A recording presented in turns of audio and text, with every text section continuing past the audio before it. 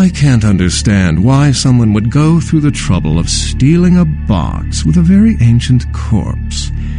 This city's not that dull.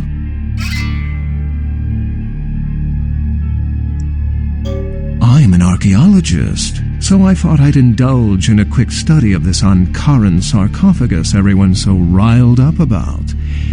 My guess, from what I've read about it, is that it's a mummified Mesopotamian king. I needed confirmation. Oh, I really wish I had. All this speculation about the sarcophagus containing an antediluvian and being a portent of Gehenna is making me cringe.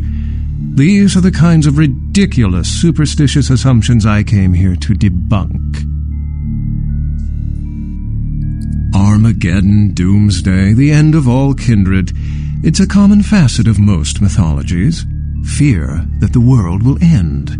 Many believe Cain and the antediluvians will return to consume or destroy all kindred. I wholeheartedly disagree. No one I know has ever met one, but each of the clans and their bloodlines supposedly trace their origin to an original vampire, an antediluvian. Some swear these grandsires still exist into the present, but then kindred and kind believe a lot of strange things. Cain is the biblical first kindred and founder of the mythological first city, Enoch, a place where kindred and kind coexisted. I believe Cain's a figure concocted to personify the transition from nomadic society to agrarian society. That myth, like most, has been twisted by time. Thin bloods rarely exhibit features or powers of their clan, and many can't embrace. Some are even rumored to have reproduced. Many kindred are terrified that their weak blood heralds the dissipation of every bloodline. Somewhat of an ignorant reactionary response, don't you think? As I said, many cultures have the fear of some form of apocalypse. Kindred believed in these stories when they were human, and naturally carried them over into kindred myth. But it doesn't take a supernatural act to cause widespread destruction. Humans and kindred are just as capable of managing their own destruction as a deity. A self-realized Gehenna warrants more vigilance than a god-induced one, don't you agree? Such is my argument, which so frequently falls on deaf ears.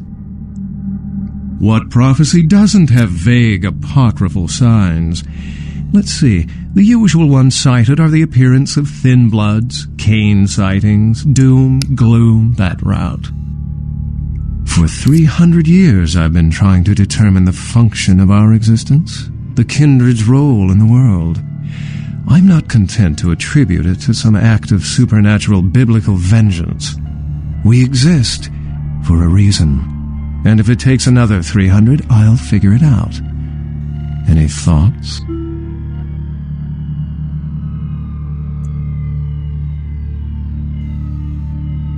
The extent to which movies have shaped modern belief systems is extraordinary. Still, it's a better explanation than a divine sentence for manslaughter. Remember, the truth won't be told in time. It will be told by us.